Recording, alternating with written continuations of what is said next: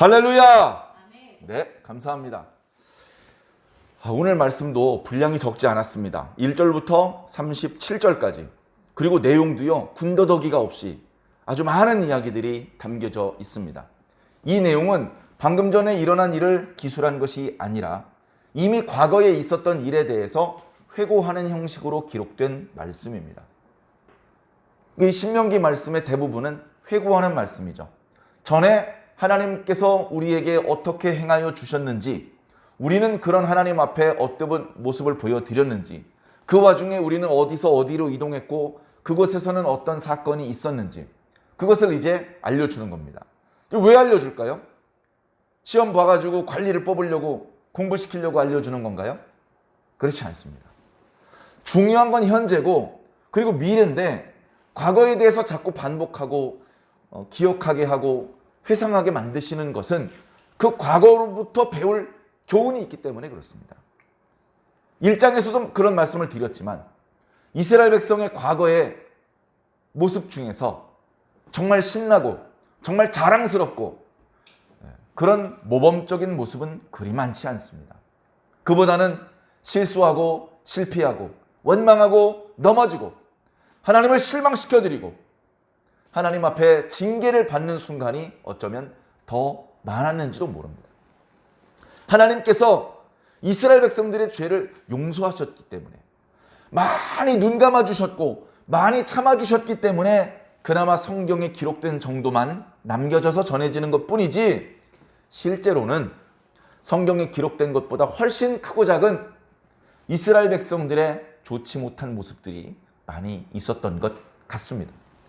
그 별로 자랑스럽지 않은 자신의 과거, 부끄러워서 숨기고 싶고 왜곡시키고 싶고 은폐시키고 싶은 실패의 기억들을 끄집어내서 지금 모세 앞에 있는 출애굽 2세대 이스라엘 백성들에게 알려주는 이유는 뭐겠습니까? 그 목적은 명쾌하죠. 너희들은 이렇게 실패하지 말아라. 너희들은 범죄하지 말아라. 너희들은 불순종하지 말아라. 너희들은 하나님을 실망시키지 말아라. 너희들은 순종하고 너희들은 하나님을 기쁘시게 해드려라. 너희 조상들이 경험해보지 못한, 맛보지 못한 언약의 땅의 축복을 너희가 누려라. 저주를, 죽음을 선택하지 말고 생명과 축복을 선택해라. 하나님께서는 저주를 내리는 것을 좋아하지 않으신다. 제발 화, 죽음, 멸망 이쪽으로 가지 말고 생명과 축복을 선택하도록 해라. 얼마나 감사하십니까? 이때만 하나님께서 착해서 그렇게 일을 하셨던 것이 아니고 하나님의 성품은 지금도 동일하십니다. 오늘 주 앞에 예배를 드리는 성도들, 또는 예배를 드려야 마땅한 그 모든 성도들, 그들에게 하나님께서는 어떤 마음을 가지고 계시겠습니까? 너희들 또 실수했지? 또 범죄했지? 또 넘어졌지? 엄한 잣대로 하나님의 백성들을 달아보시고 결국 성경에 기록된 저주를 쏟아 부으시는 것이 하나님께서 바라시는 것일까요? 그렇지 않습니다. 얘들아, 왜 또 실수했니? 실수하지 마라. 내가 도와줄게.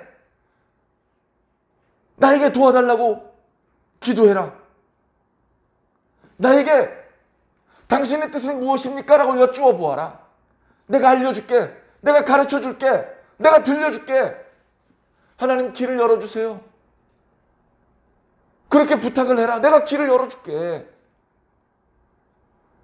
왜 기도해보지도 않고, 왜 말씀에 하나님의 뜻이 어떠한지 살펴보지도 않고, 왜 실수하고 넘어지고 범죄하였느냐? 하나님께서는 지금도 복을 주고 싶으십니다. 생명을 주고 싶으십니다. 이 하나님의 진심을 여러분들 꼭 이해해 주시기 바랍니다. 하나님은 성격이 괴팍해서 도저히 풀 수 없는 문제를 던지시고 우리가 그 문제 앞에 고통당하는 것을, 고민하는 것을 즐기시는 아주 나쁜, 성질이 못된 그런 신인 것처럼 오해하지 않으시기 바랍니다. 맞습니다. 우리 앞에 있는 문제는 우리 스스로의 힘만으로는 극복하고 풀어낼 수 없는 문제들입니다. 그러면 아무도 하나님 앞에 사랑받고 칭찬받고 축복받지 못했어야 되잖아요. 우리보다도 더 어려운 문제를 맞닥뜨리는데도 불구하고 그 문제를 뛰어넘어 하나님께 사랑받고 칭찬받고 축복받은 의인들은 어떻게 넘을 수 있었습니까? 그 의인들의 능력이 대단해서 스스로의 힘만으로 그 문제를 풀어내고 해결한 것이 아닙니다. 그 문제를 보면서 이거 내가 풀어야 되는 문제가 아니구나. 내가 풀 수 있는 문제가 아니구나. 주님께서 도와주셔야 되는 문제구나. 그것을 얼른 깨닫고 하나님 앞에 도움을 구하는 겁니다. 언제까지 구하냐? 도와주실 때까지 구합니다. 한번 구해보고 안 도와주시면 나 혼자 풀어야 되나 보다. 그러다가 망하는 게 아니고 도와주실 때까지 계속 기도하는 겁니다. 그래 결국 하나님께서 도와주십니다. 그래서 도저히 자기 힘만으로는 풀 수 없는 문제를 풀어내고 뛰어넘어가는 것이죠. 그리고서 복을 받습니다. 하나님께서 기뻐하십니다. 인간적으로 보면 그런 유치한 장난이 어딨냐고. 자기 힘으로 문제를 푼 사람이 보상을 받는 그것이 정당하지. 문제를 낸 출제자가 답을 가르쳐줘서 문제를 풀어서 그래서 상을 받는 것이라면 이거 상을 받을 만한 자격이 없는 사람이 받는 것 아니냐? 맞습니다. 우리가 하나님께 받고 있는 사랑은, 우리가 하나님께 받은 이 구원은 자격이 있어서 받은 것이 아닙니다. 우리 자격이 없습니다. 가끔 그걸 까먹는 분들이 있는데 까먹으시면 안 됩니다. 예나 지금이나 우린 자격이 없습니다. 예수 믿은 지 30년 아니라 50년 됐어도 여전히 우리에게는 하나님의 것을 당당하게 요구할 만한 권리는 없는 것 같습니다. 언제나 하나님 앞에 겸손해야 되고 언제나 하나님 앞에 간절히 기도해야만 하는 그런 우리들입니다. 하나님 앞에 교만한 마음을 품고 하나님 앞에 콧대를 세우고 그러면 안 됩니다. 하나님의 말씀을 읽으면서 과거에 있었던 일을 회상하면서 그런 것들을 배우는 겁니다. 과거에 그렇게 자랑스러운 일은 아니지만 그때 범죄했던 분이 하필 우리 지파 조상들이긴 하지만 그래도 이 말씀을 잊어버리면 안 돼. 이 말씀을 절대 잊어버리면 안 돼. 그래서 그때 우리 조상들이 왜 실패했는지 정확히 알아야 돼. 왜? 나는 똑같이 실패하면 안 되잖아. 우리 조상들은 실패해서 하나님께서 그렇게 주시려는 축복을 못 받았지만 나는 실패하지 않아야 돼. 그래서 하나님께서 주시려는 그 축복을 받고 누려야 돼. 기뻐해야 돼. 감사와 찬양의 영광을 하나님께 올려드려야 돼. 그러기 위해서는 과거를 잘 살펴보아야 됩니다. 과거. 예수 그리스도를 구주로 영접한 신약교회 성도들, 구약 성경은 필요 없습니까? 너무나 소중한 하나님의 말씀입니다. 신약 성경에 분량은 많지 않지만 초대교회 때 하나님께서 해주셨던 일들, 예수님께서 계셨을 때 해주셨던 일들 얼마나 소중합니까? 얼마나 소중합니까? 성경을 가까이 하고 하나님의 말씀을 읽고 하나님의 말씀을 듣고 묵상하고 기도하고 실천하고 너무나 중요한 생략할 수도 내일로 미룰 수도 없는 핵심적인 일들입니다. 무슨 바쁜 일이 있어서 성경을 읽지 않고 묵상하지 않고 실천하지 않는단 말입니까? 그것을 하지 않는 순간 그 사람은 이미 신앙인도 아니고 하나님의 백성도 성도도 아닌 것입니다. 주님을 스승이라고 부르면서 스승님이 말씀하실 때 듣지 않고 스승님이 뭐라고 말씀하셨는지 기억도 못하고 스승님하고는 전혀 딴판의 말과 행동을 하며 산다면 그게 무슨 주님의 제자입니까? 우리가 주의 제자를 자부한다면 오직 주의 제자들만 하나님의 나라에 들어간다는 사실을 알고 있다면 참된 제자, 무늬만 제자, 이름만 제자가 아니고 내용도 진정한 제자의 모습이 되어야 할 줄로 믿습니다. 자, 그런 제자의 마음으로 오늘 말씀을 살펴보면 참 유익할 줄로 믿습니다. 오늘 말씀 설명을 드리기 위해서 지도를 한번 그려야 될 것 같습니다.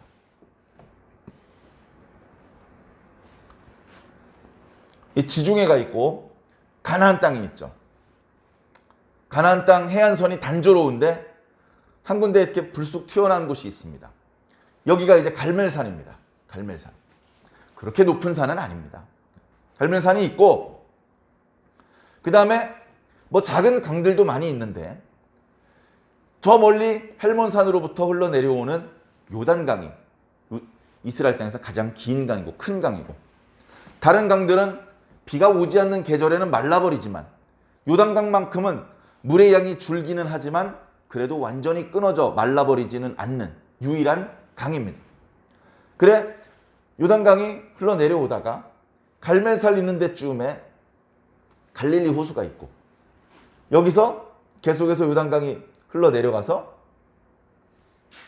사해로 흘러 들어갑니다. 더 이상은 흘러 들어가지 않죠. 갈릴리 바다를 실제보다 너무 크게 그린 것 같은데요. 이 정도. 자, 그래서 대충 이 갈릴리 바다 주변 그리고 사해 아래쪽, 여기가 바로 가나안 땅입니다. 바로 여기서 아브라함과 이삭과 야곱이 유목을 했었습니다. 그러다가 야곱 말년에 요셉의 인도를 따라서 애굽으로 내려갔었고, 잘 먹고 잘 살다가 큰 민족을 이루었다가 그만 왕조가 바뀌는 바람에 노예로 전락을 했죠. 그러나 하나님께서 모세를 세우셔서 10가지 능력을 베푸시면서 이스라엘 백성들을 구원해 내셨습니다. 자, 그리고서 그 이스라엘 백성이 애굽에서 나와서 가나안에 들어가는 이야기가, 그것이 바로 출애굽기부터 신명기까지 말씀인데요. 본래대로라면, 본래 불미스러운 일이 없었다면 애굽에서 나와서 곧바로 가나안에 들어가지 않고 시내산에 가서 먼저 하나님께 계명을 듣고 하나님과 언약을 체결한 그런 과정, 그리고 그 말씀에 입각해서 성막을 건축하고 그 성막을 통해서 이제 하나님께 제사도 드리고 기도도 올려드리고 말씀도 듣고, 하나님이 저 멀리 계신 그런 분이 정말 계시긴 한 거야? 그렇게 남의 이야기와 같은 그런 하나님이 저기 저 천막 안에서 하신대, 이렇게 이스라엘 백성들 가까이 다가오시는 사건이 바로 성막 건축의 사건입니다. 그리고 레위기 말씀에서는 그렇게 건축된 성막에서 드려질 제사의 규례, 하나님의 백성답게 성결하게 사는 방법을 말씀해 주시는 규례, 그 이외에 여러 절기, 또 일상생활에서 지켜야 되는 다양한 규례들을 말씀해 주셨고, 그리고 민수기 말씀에서는 이제 하나님의 백성으로서 어느 정도 준비가 되었으니 이제 더 시내산 자락에서 지체하지 말고 가나안 땅으로 들어가자. 그래서 올라왔죠. 올라와서 가나안 땅으로 들어가기 전에 여기가 가데스 바네아라고 하는 곳입니다.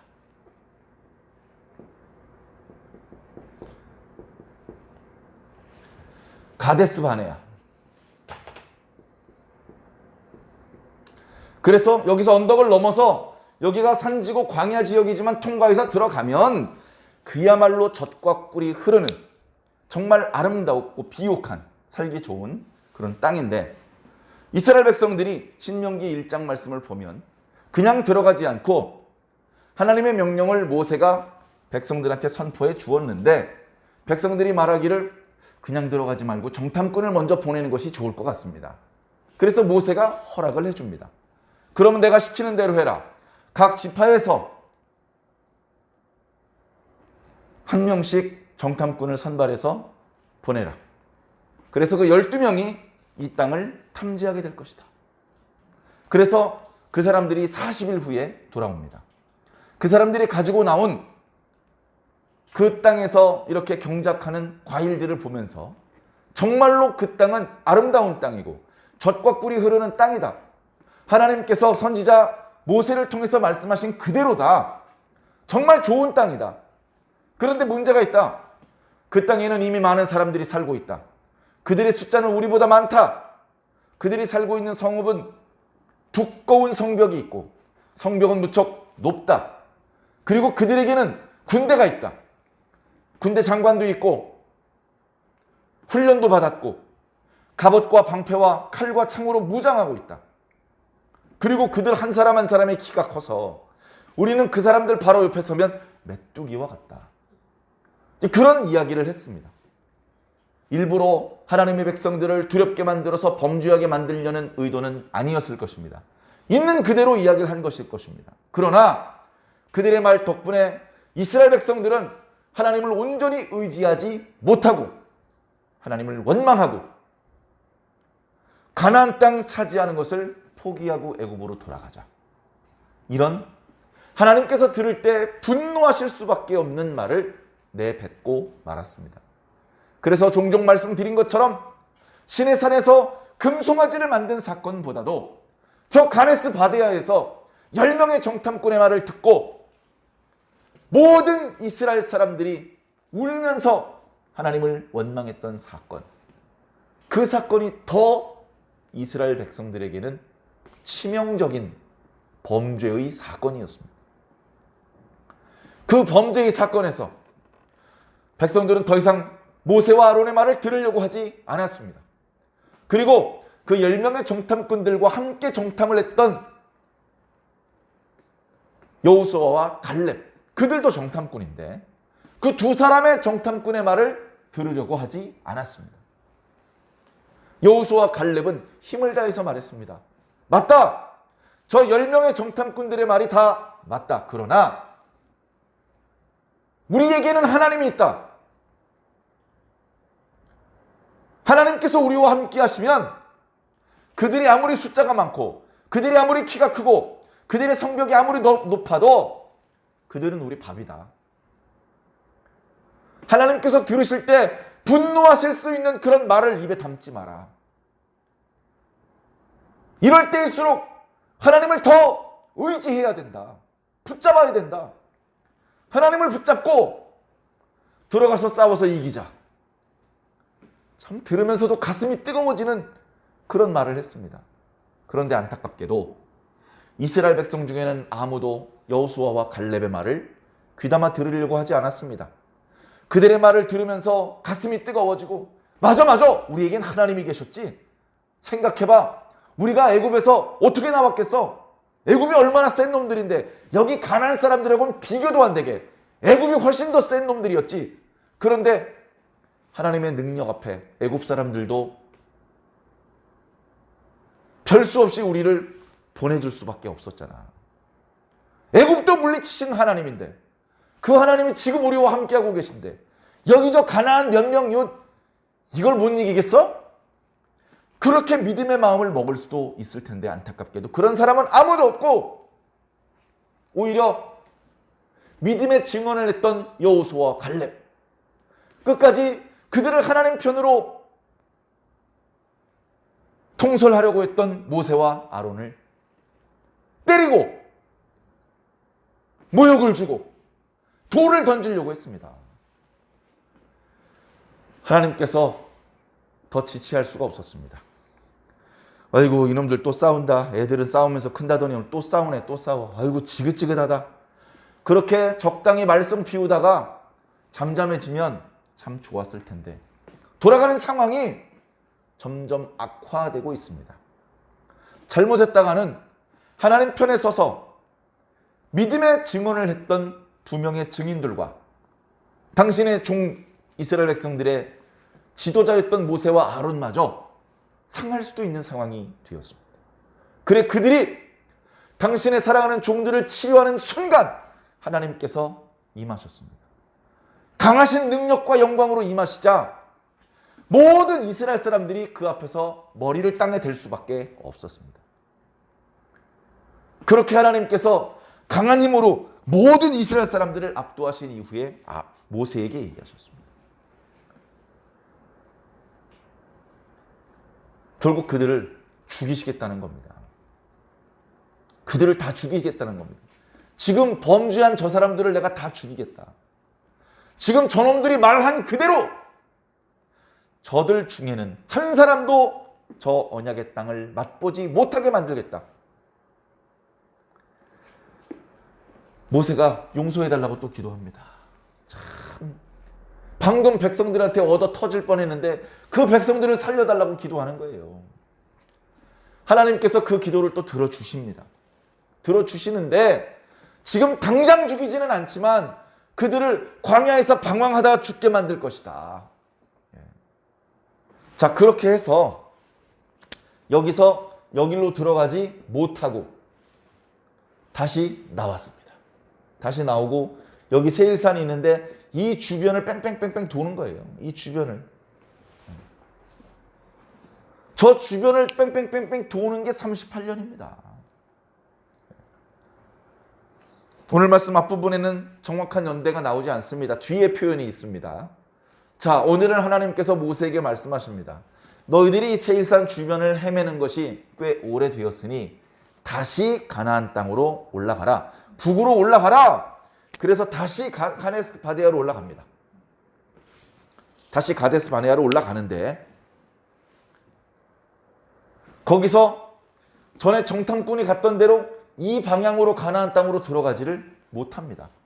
못하고 뺑 돌아갑니다. 뺑 돌아갑니다. 뺑 돌아가.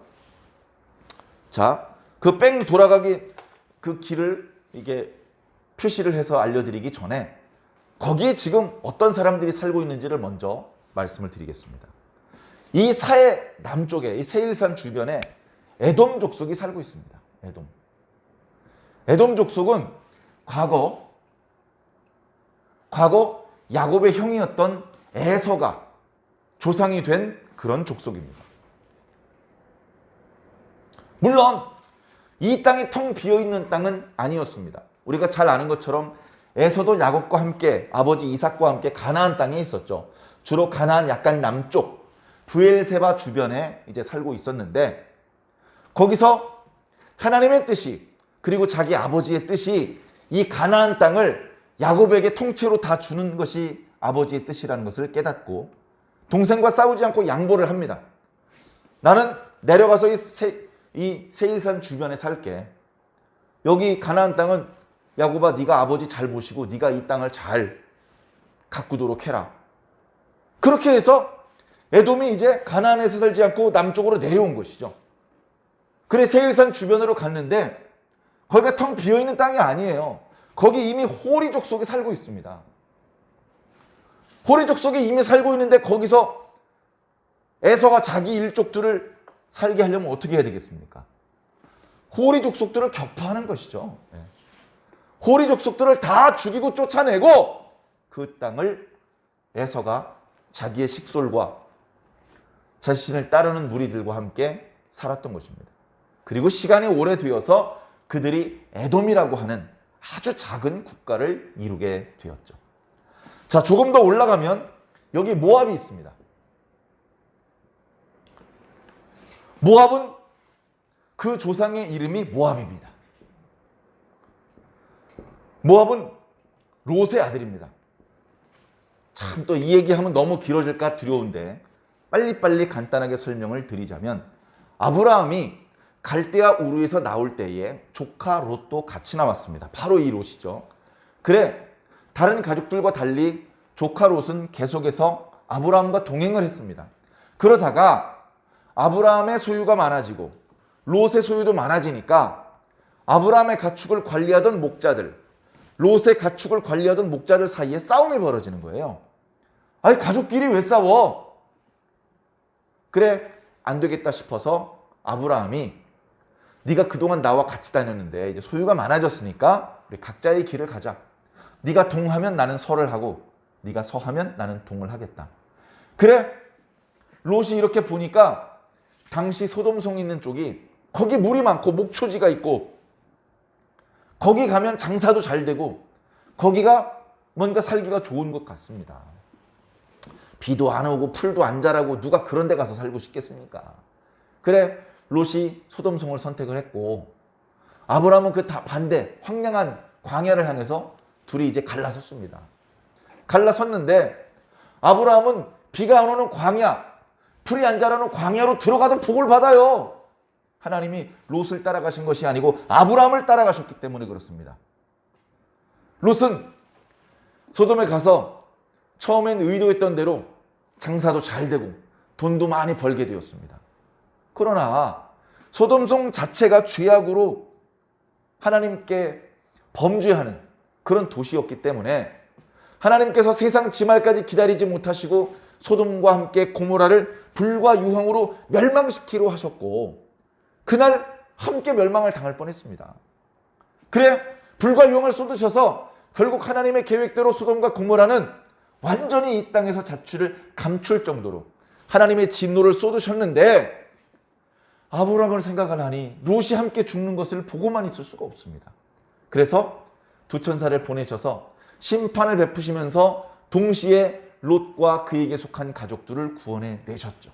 안타깝게 롯의 아들은 도망가다가 뒤를 돌아보다가 소금 기둥이 되었다라고 기록하고 있습니다.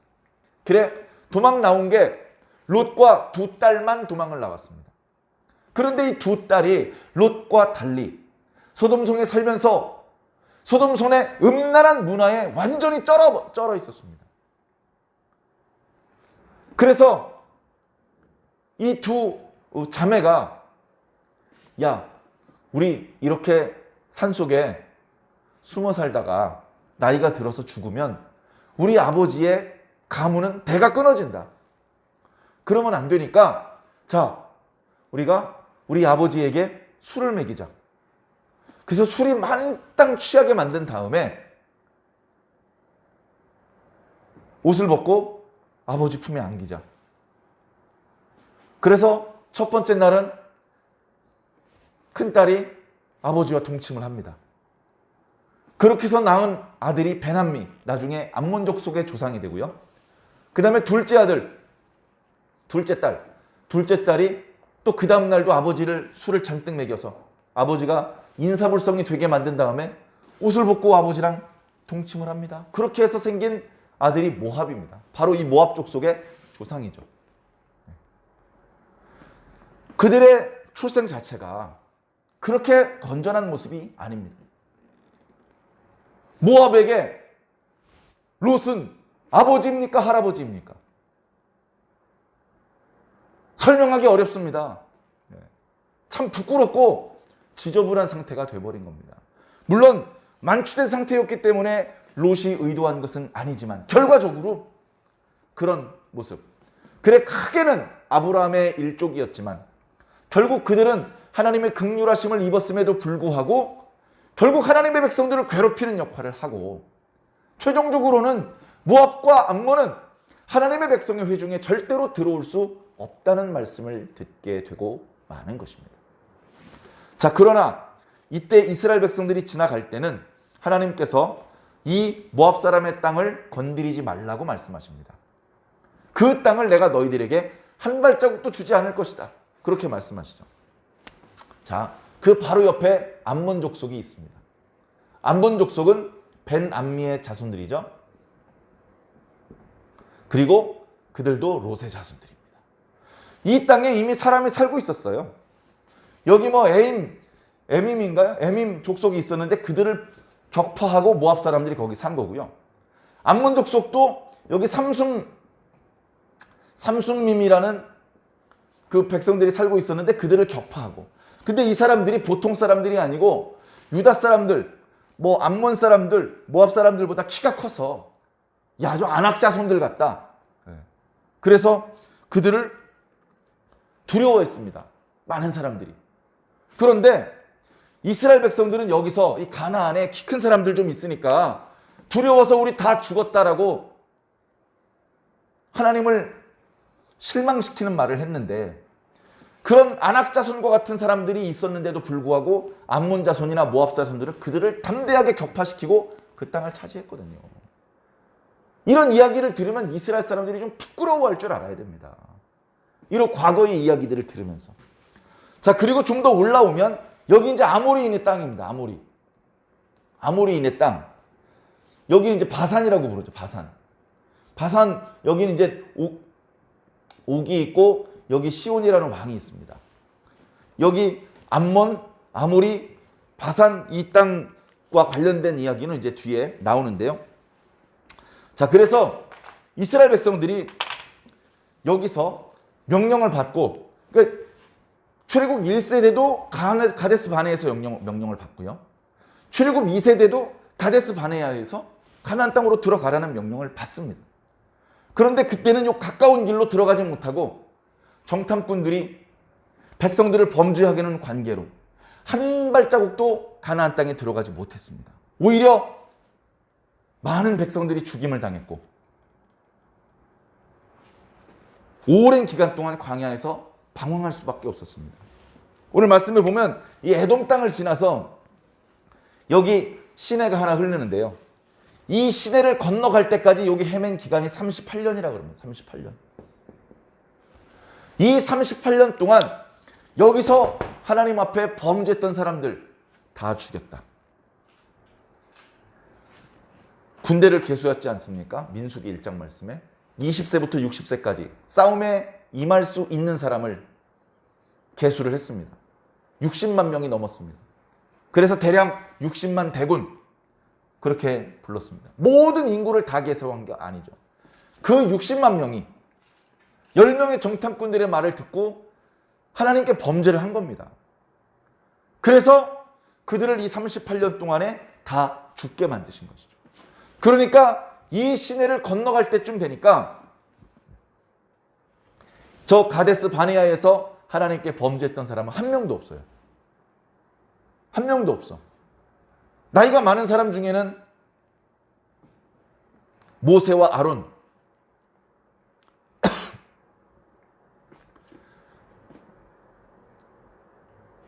그리고 여호수아와 갈렙이 있었지만 그러나 그 나머지 이스라엘의 군대로 계수되었던 사람들은 다 죽었던 것입니다.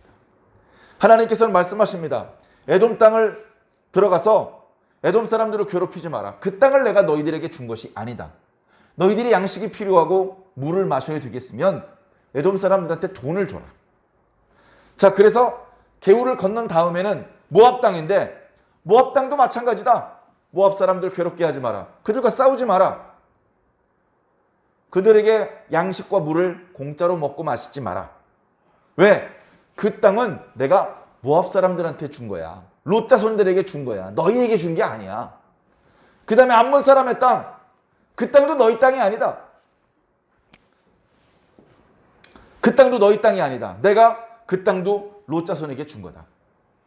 그들이 이 땅을 차지할 때 삼손민이라고 하는 르바임 족속들 물리치는 거 내가 도와준 거야.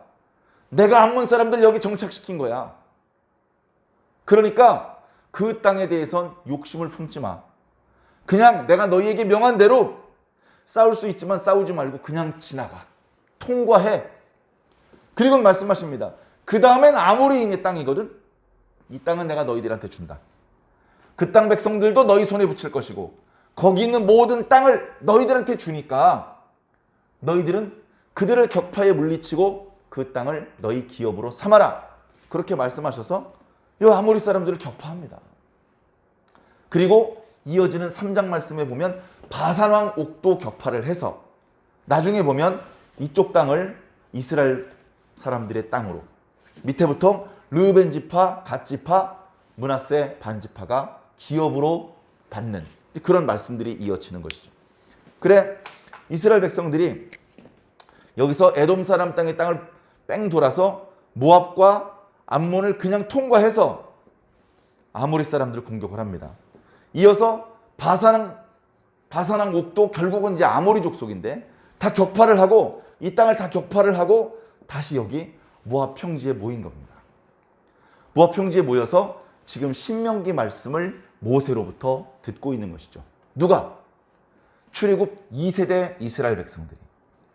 여기서 얼른 건너가자 이게 아니고 건너가기 전에 먼저 말씀을 들어야 돼요. 그 말씀을 듣고 하나님과 언약을 맺어야 됩니다. 이게 중요한 거예요. 자, 오늘 말씀의 핵심적인 메시지는 뭐냐? 하나님께 순종하라는 겁니다. 하나님께 순종하라. 여기 살기 좋겠는데? 여기 물도 많고 풀도 많고 나무도 많고 야 여기 땅 차지하자. 그런 인간적인 계산으로 공격을 한 것이 아닙니다. 이스라엘 백성들은 철저히 자신의 주관, 자신의 의견, 그걸 버려야 했습니다. 조그만 거 하나까지 하나님께서 모세를 통해서 명령을 주셨습니다. 이 땅 사람들하고는 싸우지 마라. 저 땅에 들어가서는 돈을 내고 음식을 먹어라. 이 땅에서는 싸워라. 이게 다 하나님의 명령대로 되는 거예요. 인간의 마음은요, 이상하게 싸우라 그러면 싸우기 싫고요. 싸우면 안 된다 그러면 한번 싸워보고 싶습니다. 처음에 가데스 바네아에서 그랬잖아요. 차지하라고 하니까 정탐꾼 보내자 그러고요. 정탐꾼 사건이 하나님을 분노하게 만드는 사건임을 깨닫고 나서 올라가지 말라니까 올라갑니다. 올라가지 마라. 하나님께서 너희와 함께하고 계시지 않기 때문에 너희들이 죽을까 하노라. 올라갈 때는 안 가고요. 올라가지 말라고 하니까 길을 쓰고 올라가서요. 수천 명이 죽습니다. 그리고서 또 울고 통곡을 하는데 그 눈물은 하나님께서 들어주질 않으셔요. 순종하는 자가 복을 받습니다. 순종하는 자의 기도가 응답을 받습니다. 불순종하면 자비가 없습니다. 한 명도 살려두지 않고 광야의 38년 동안에 다 죽게 만드셨습니다. 그러니 그 광야 38년이 결코 헛된 시간만은 아니었습니다. 무척 고통스러운 시간이었겠지만 그 기간을 통해서 이스라엘 백성들은, 특히 출애굽 2세대들은 하나님께 대해서 배우는 겁니다. 아, 안식일에 만나가 안 내려오는구나. 이날은 안 시켜야 되는구나. 이날은 하나님께 집중하는 날이구나. 아, 불과 기둥기둥이 있으니까 그래도 이 광야에서 견딜만 하다. 낮에도 그늘이 생기고 밤에도 따뜻하다. 저 불과 구름 기둥 없었으면 우리 힘들 뻔했다.